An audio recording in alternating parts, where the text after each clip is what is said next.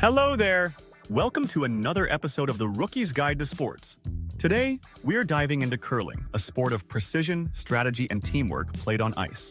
Did you know that curling stones are made from a rare type of granite found in only two places? An island in Scotland and a quarry in Wales? But why is this special granite used? And how does it impact the game? Stick around, and I'll break it all down for you. Curling is a precision-based team sport played on a long sheet of ice, where teams slide heavy granite stones toward a target called the house. The goal? Get your stones closer to the center of the house than your opponent's stones by the end of each round, known as an end. Each game is played between two teams of 4 players, or 2 players in some versions, and a full match consists of 8 or 10 ends, depending on the competition.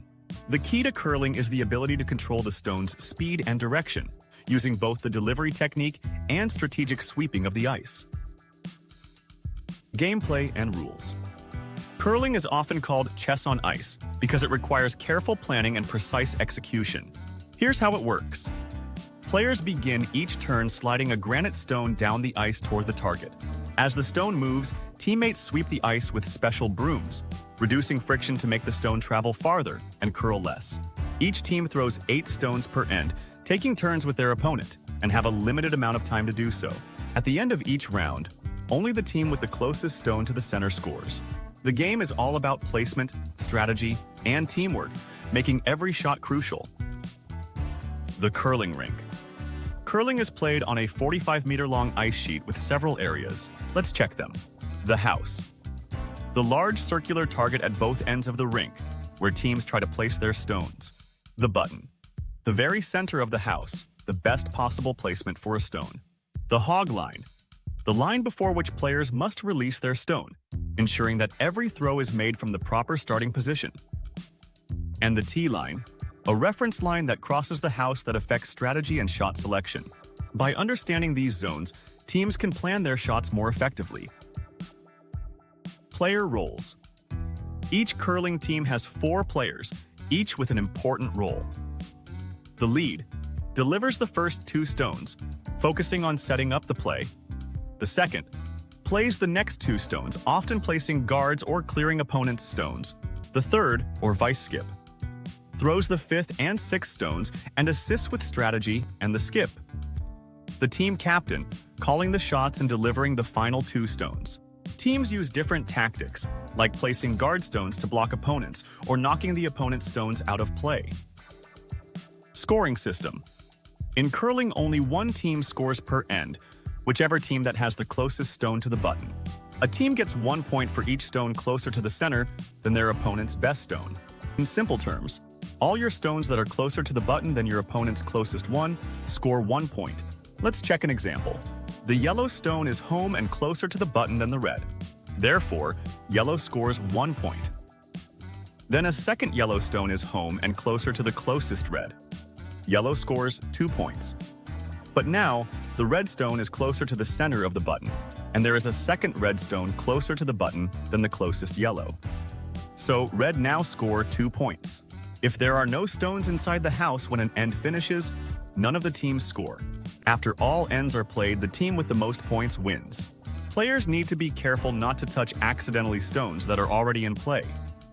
If it does happen, or if they touch one in movement, called burning a stone, everything is settled between players. Because curling values fair play and integrity, teams often resolve these situations respectfully without the need for a referee's decision. Sweeping in curling. One of curling's most fascinating elements is sweeping, which controls the stone's distance and direction. By sweeping rapidly, players reduce the friction between the stone and the ice, making it travel farther and straighter. This means teams must read the ice conditions perfectly to decide when and how much to sweep. So, earlier on the video we spoke about the stones. Why is curling stone granite so special? This unique granite is used because it is dense, durable, and water-resistant, preventing the stone from absorbing moisture and losing its smooth glide over the ice. The special properties of this granite ensure consistent performance, making every curling stone feel the same, no matter where the game is played. Common mistakes. Curling has several regulatory infractions. Let's go through some of them. Hog line violation. If a player fails to release the stone before the hog line, The stone is removed from play and does not count. Burning a stone. If a player accidentally touches a moving stone with their broom or body, the opposing team can decide whether to let it stay in play or remove it. If they do, the stone is replaced. Time violations.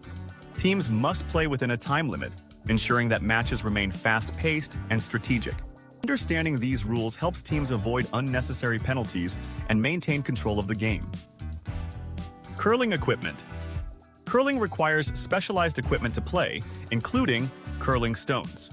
Each granite stone weighs about 20 kilograms and has a handle for spinning, a curling broom, used for sweeping the ice to control stone movement.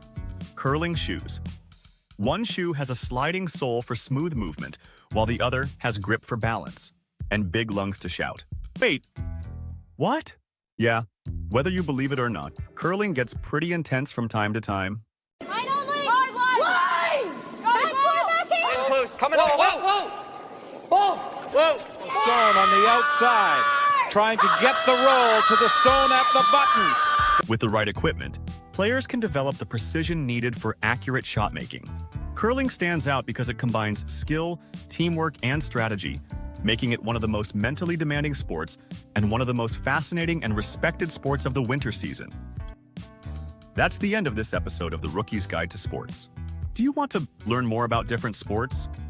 Check out the description below for a link to our full playlist, where you can watch more Rookie's Guide to Sports videos. Don't forget to like, subscribe, and hit the notification bell so you never miss an episode. See you next time!